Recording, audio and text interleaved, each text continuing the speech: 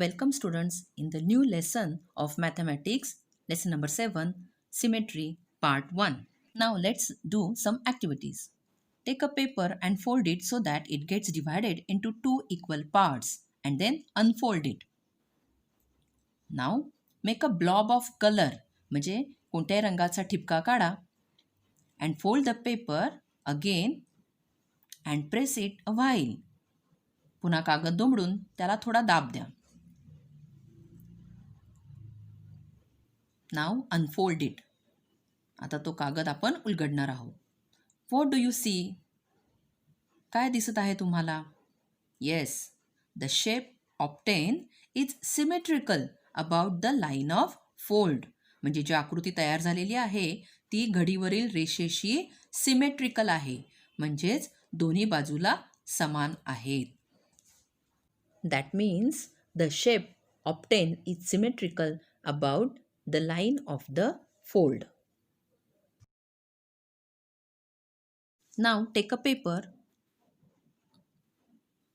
and a length of thread. म्हणजे आपण एक कागद घेणार आहोत आणि एक दोरा घेणार आहोत.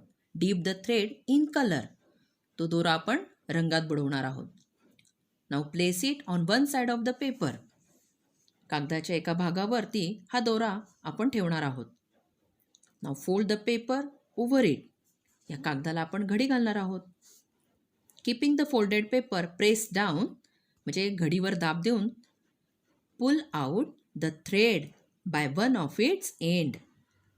दोऱ्याचे एक टोक हळूच खाली ओढणार आहोत. Now unfold the paper. कागद उलगडणार आहोत. Now you will see a picture. The shape on the other side of the line will be like the one on the first and the picture that is formed is said to be symmetrical. पहा, जे चित्र तयार झालेले आहेत ते symmetrical आहे म्हणजेच सममित आहे.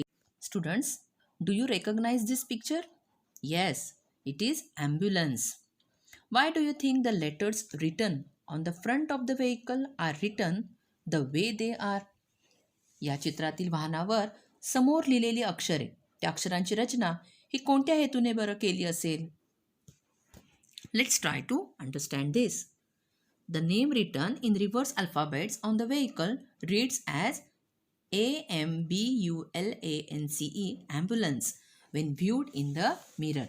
जेव्हा आपण या अक्षरांची रचना आरशात पाहतो तेव्हा ते ॲम्ब्युलन्स अशी दिसते.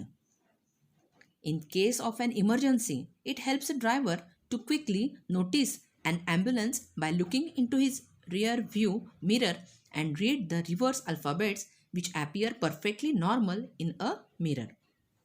कोणताही वाहन चालक जेव्हा रस्त्यावर गाडी चालवत असतो तेव्हा मागून येणारी ॲम्ब्युलन्स गाडी त्याला आरशात तर दिसतच असते, पण या गाडीवर लिहिलेली अक्षरे देखील त्याला आरशातून व्यवस्थित दिसतात. Other than ambulance we see letters written in reverse on school bus. आणि अशा प्रकारची अक्षरांची रचना आपल्याला स्कूल बसवर पाहायला मिळते.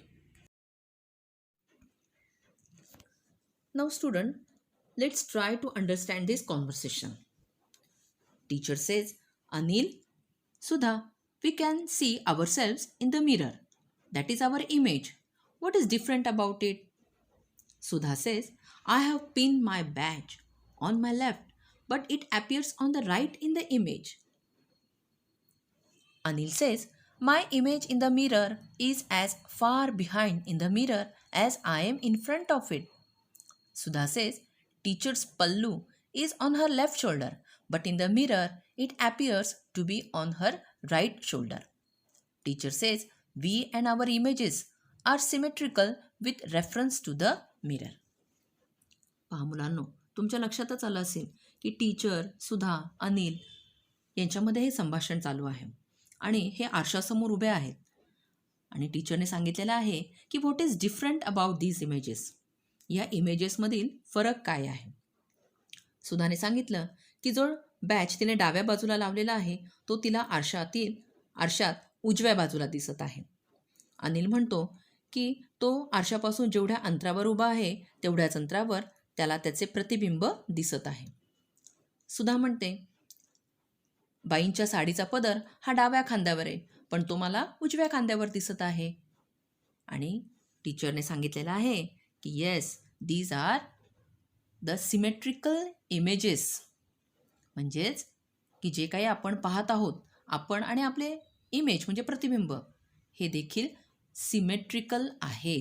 आता हे सिमेट्रिकल म्हणजे काय, तर ते आता आपण समजून घेणार आहोत. Students, I have written some capital letters like A, H and M on the different sheets of paper. आपण वेगवेगळ्या कागदावरती आपण हे लेटर्स लिहिलेले आहेत. Now I am going to fold the paper so that there two parts. The two parts fall exactly on each other. Look like this. So I am folding the paper so that the two parts fall exactly on each other. Now look. This is a line which makes these two parts equal. या लाईनमुळे या A चे दोन समान भाग झालेले आहेत. The student, this line divides A into two equal parts, and so this line is called axis of symmetry of the figure. Like that, this is letter M, and this vertical line divides M into two equal parts, so this is axis of symmetry of the figure M. Now look here, this is H. This vertical line divides H into two equal parts. So this is axis of symmetry. But some figures have more than one axis of symmetry. म्हणजे काही आकृत्यांना एकापेक्षा जास्त axis of symmetry असतात.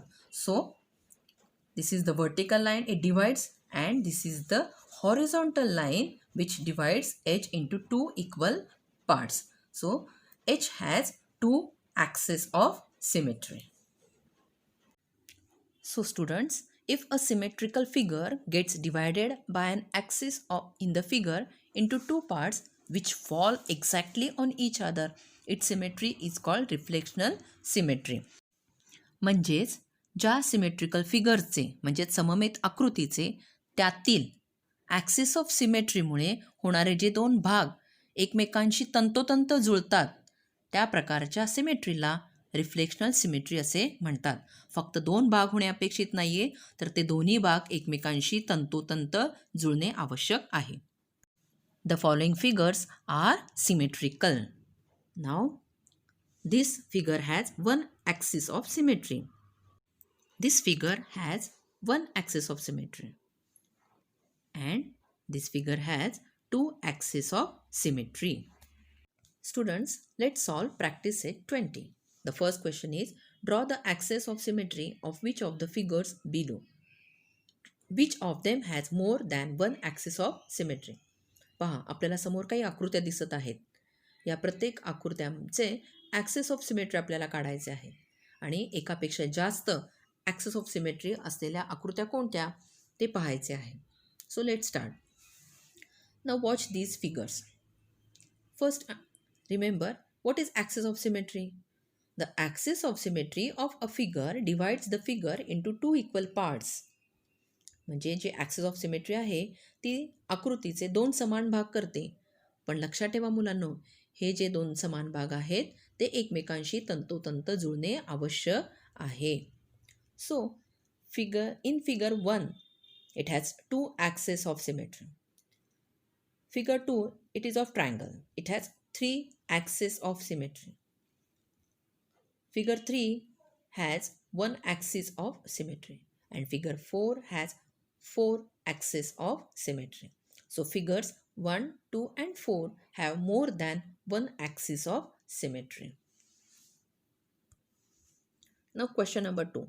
Write the capital letters of the English alphabet in your notebook. Try to draw their axis of symmetry. Which ones have an axis of symmetry? Which ones have more than one axis of symmetry?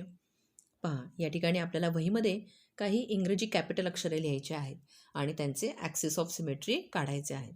आणि यामध्ये कोणकोणत्या अक्षरांना axis of symmetry आहेत ते शोधायचे आणि एकापेक्षा जास्त axis of symmetry असलेली अक्षरे कोणती ते लिहायचे आहे. So let's start. See students, these are the capital letters of the English alphabet and I have drawn their axis of symmetry. Now letter A, it has one axis of symmetry. Axis of symmetry may be horizontal or vertical. पहा मुलांनो, जी axis of symmetry असते ही उभी रेघ देखील असू शकते किंवा आडवी रेघ देखील असू शकते. Letter B, C, D, E. These letters have one axis of symmetry. Letter F and G, they do not have axis of symmetry. Letter H and I has two axis of symmetry. Letter J do not have any axis of symmetry. Letter K has one axis of symmetry. Letter L, it does not have any axis of symmetry. Letter M has one axis of symmetry. Letter N does not have any axis of symmetry. Letter O has two axes of symmetry. Letter P, Q, R, S, they do not have any axis of symmetry. Letter T, U, V, W have one axis of symmetry. Letter X has two axis of symmetry. Letter Y has one axis of symmetry, and letter Z does not have any axis of symmetry. So students, alphabets which have axis of symmetry, maybe one or two or more, are A, B, C, D, E, H, I, K, M, O, T, U, V, W, X, and Y. And the alphabets having more than one axis of symmetry are letter H, letter I, letter O, and letter X. Students, letter O has infinite number of lines of symmetry. That means infinite access of symmetry. मागे आपण पाहिलं की ओमध्ये एकापेक्षा जास्त म्हणजे 2 access of symmetry आहेतच, पण लेटर ओमध्ये 2पेक्षा जास्त ॲक्सेस ऑफ सिमेट्री आहे, म्हणजे इनफायनाईट ॲक्सेस ऑफ सिमेट्री आहे. So students, we have solve question number 1 and 2 in practice set 20, and question 3 and 4 are for practical and project work.